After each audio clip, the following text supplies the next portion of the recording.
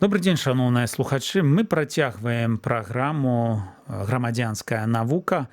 І ў папярэдніх выпусках мы размаўлялі пра тое, што такое ацэнка ўздзеяння на навакольнае асяроддзе, як чытаць справаздачы і як грамадскія назіранні могуць уплываць на канкрэтныя інвестыцыйныя праекты. It's like we've forgotten who we are now.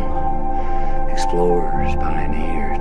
You said science is about meeting. Цяга да даследавання ў нас у крыві гэта тое, што прымушае нас ісці наперад. Stars. Гэтыя словы з фільму «Інтэрстэлар» дакладна апісваюць сутнасць чалавечай натуры.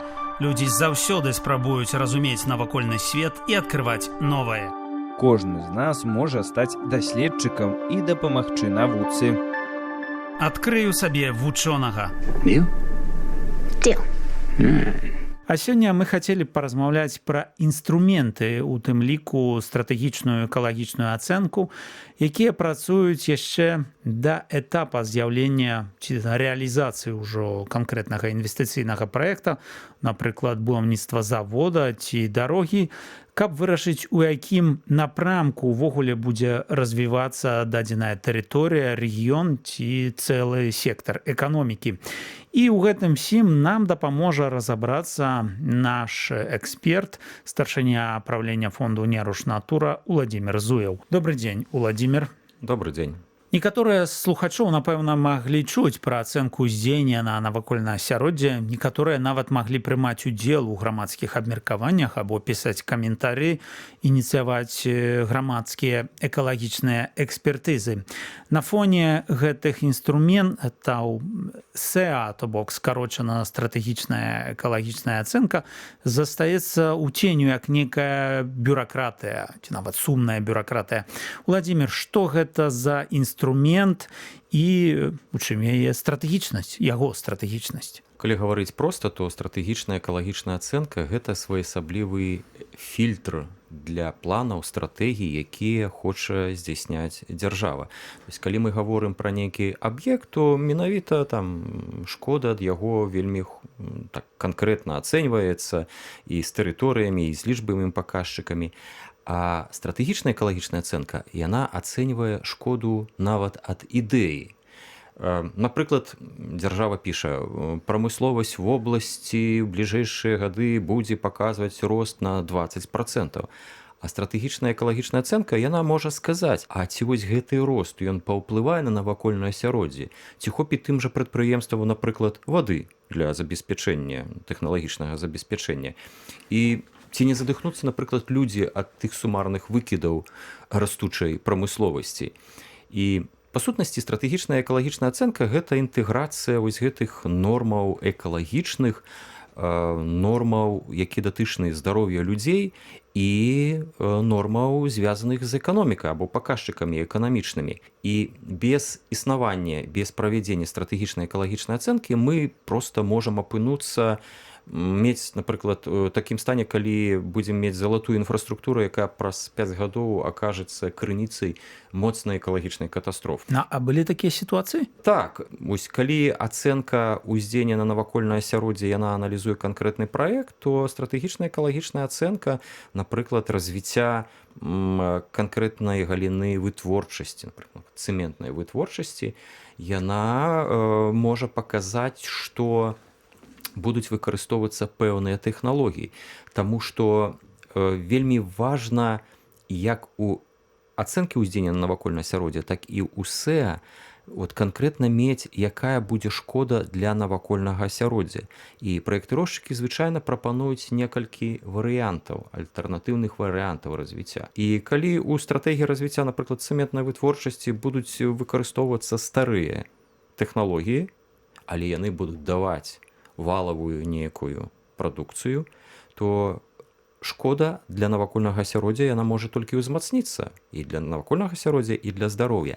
Але калі праектыроўшчыкі на стадыі вось гэтай стратэгічнага планавання заплануюць выкарыстанне больш ашчадных тэхналогій, што, канешне, можна і дасягнуць і эканамічных вынікаў, канешне, зменшыць негатыўны ўплыў на навакольнае асяроддзе. Тады ў якіх выпадках робіцца стратэгічная экалагічная ацэнка? Згодна з нацыянальным заканадаўствам, стратэгічная экалагічная ацэнка яна праводзіцца для дзяржаўных, рэгіянальных і галіновых праграм, напрыклад, у энергетыкі, сельскай гаспадаркі, транспарце, турызме, недракарыстанні і сістэме кіравання адходамі. То бок гэта велізарны дакумент, які робяць, напэўна, цэлы інстытут. Так, дарэчы, таксама стратэгічныя экалагічныя ацэнкі абавязкова праходзяць усе горадабудаўнічыя планы.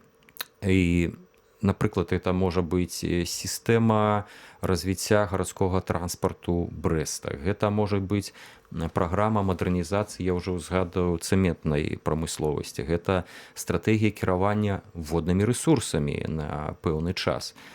І логіка ў гэтых працэсах, яна вельмі зразумелая, таму што якраз і дзяржаўныя праграмы, і рэгіянальныя праграмы, яны якраз і ствараюць вось гэтую базу для шматгадовага развіцця ці галіны, ці тэрыторыі. І менавіта гэтыя планы і праграмы, яны ўжо на стадыі праектавання ідэі могуць быць зразумелы, якую шкоду чалавеку і навакольнаму асяроддзі могуць нанесці.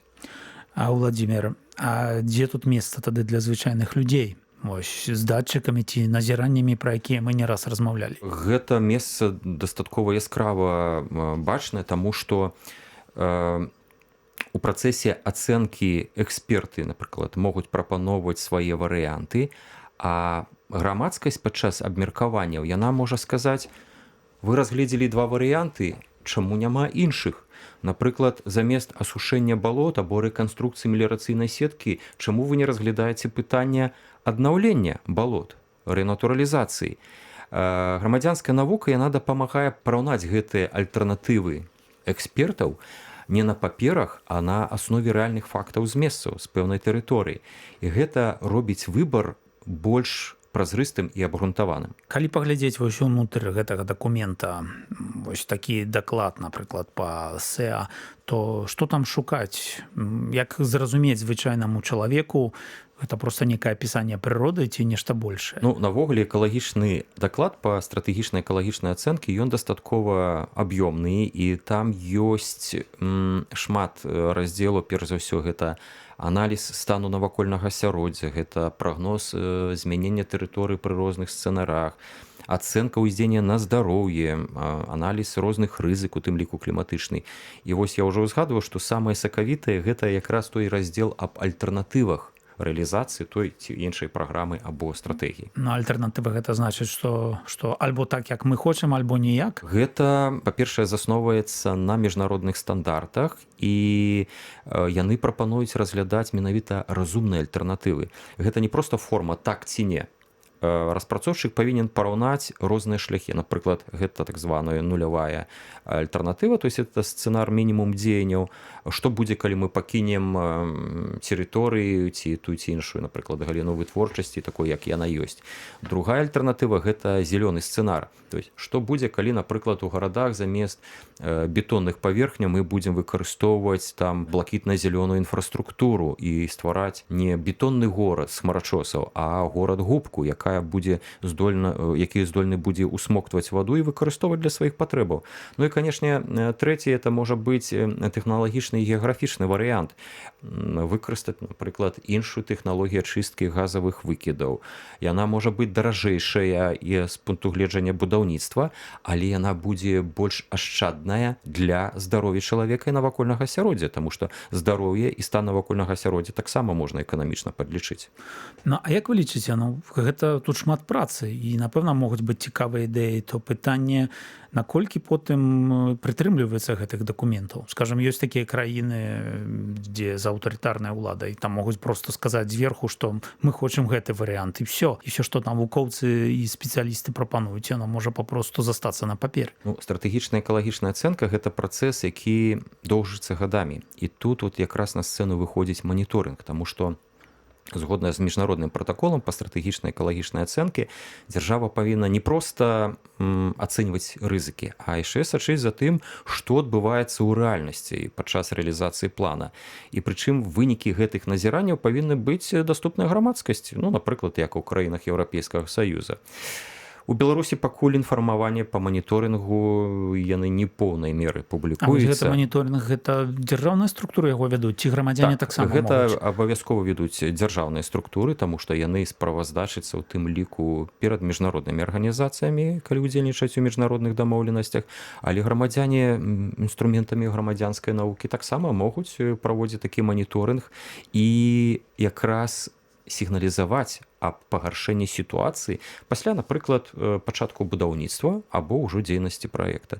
Па-першае, грамадзяне могуць сігналізаваць аб змене стану навакольнага асяроддзя, а змене стану здароўя, напрыклад, з'яўленні нейкіх хвароб, якія да пэўнага часу не адчуваліся. Канешне, самае галоўнае ў маніторынгу, у грамадзянскім маніторынгу, гэта праверка таго, ці выконваюцца зялёныя меры, якія былі абяцаны ў самім дакуменце стратэгічнай экалагічнай ацэнкі. А што для гэта выкарыстоўваюцца пэўныя індыкатары, і яны павінны быць канкрэтнымі, выміральнымі і даступнымі, што мы і робім, калі разглядаем грамадзянскую навуку. Ну і вось валанцёры з датчыкамі могуць быць такімі індыкатарамі? Грамадзянская навука, яна можа даваць інфармацыю аб ходзе рэалізацыі праграм значна хутчэй за афіцыйныя справаздачы, і у шмат якіх краінах дадзеныя менавіта грамадзян выкарыстоўваецца для праверкі вынікаў ходу таго ці іншага праекта, праграмы ці стратэгіі. А што паказвае сусветны досвед? Ці ёсць прыклады таго, дзе распрацоўваюцца такія стратэгічныя планы і потым ці яны працуюць? Ну, у якасці прыклада, мабыць, трэба назваць краіны, перш за ўсё, Еўрапейскага Саюза, таму што стратэгічная экалагічная ацэнка, яна актыўна выкарыстоўваецца для кліматычных планаў, ну, можна так сказаць, планаў адаптацыі, планаў змянення эканомікі у сувязі са зменамі клімату. Гэта планы энергетычнага пераходу, гэта транспартная палітыка, стратэгія развіцця гарадоў тых жа самых, напрыклад, Варшавы. Не так даўно яна абмяркоўвалася. Напрыклад, у Швецыі стратэгічная экалагічная ацэнка, яна прымяняецца пры распрацоўцы нацыянальных энергетычных стратэгій і аналізуе сцэнары, напрыклад, дэкарбанізацыі, і абавязкова там прапісваецца удзел саміх грамадзян, як сваёй хатняй гаспадаркай, так і, напрыклад, грамадзян, якія могуць даць дадзеныя аб стане навакольнага асяроддзя і здароўя. І таксама у той жа Швецыі і ў іншых краінах Еўропы грамадзяне актыўна запрашаюцца да грамадскіх абмеркаванняў, да адкрытых кансультацый і да работы ў розных сумесных групах. А вы вось згадалі Варшаву, то што тут зменіцца, альбо якія тут тэндэнцыі вы заўважылі? З пункту гледжання стану навакольнага асяроддзя Варшава мае пэўныя такія ўжо свае ідэі нават на некалькі дзесяцігоддзяў, але грамадзяне як могуць уплываць? Грамадзяне, па-першае, могуць сігналізаваць аб недастатковай колькасці зялёных насаджэнняў.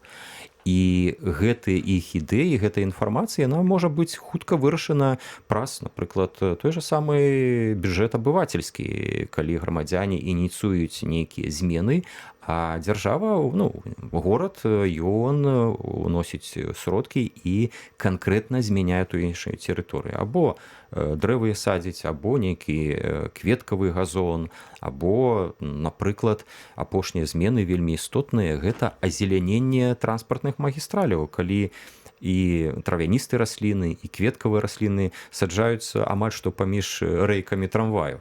Гэта і прыгожа, і гэта выконвае сваю экалагічную функцыю у выглядзе паглынання вуглекіслага газу і іншых забруджвальнікаў навакольнага асяроддзя. Ну, але гэта ўжо такія канкрэтныя вырашэнні, гэта ж не стратэгічнае, то вось пытанне, ці тут ёсць праблема. Безумоўна, якраз стратэгіі павінны з цягам часу пераходзіць на канкрэтыку ў выглядзе нейкіх лакальных праектаў змену.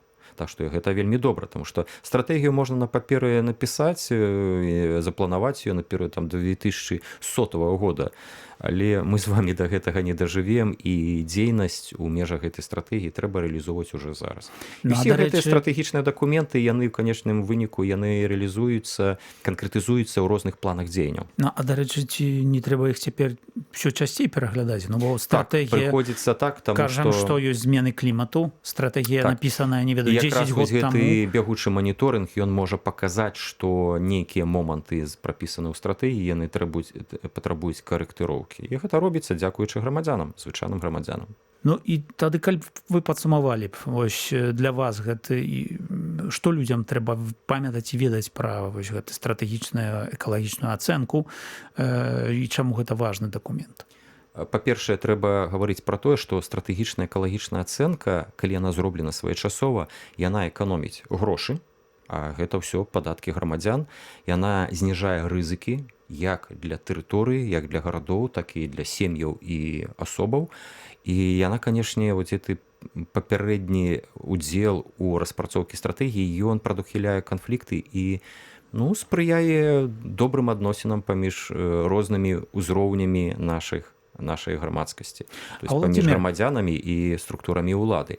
І яшчэ што вельмі важна, калі грамадзяне ўдзельнічаюць у абмеркаванні і прапануюць свае ідэі падчас стратэгічнай экалагічнай ацэнкі, яны могуць змяніць свой лад жыцця так, як яны хочуць. Дзякуй вялікі. Нагадаю, што ў нас у гасцях быў старшыня правлення фонду «Неруш-Натура» Владимир Зуев, з якім мы размаўлялі пра адзін з даступных інструментаў экалагічнай ацэнкі – гэта стратэгічная экалагічная ацэнка.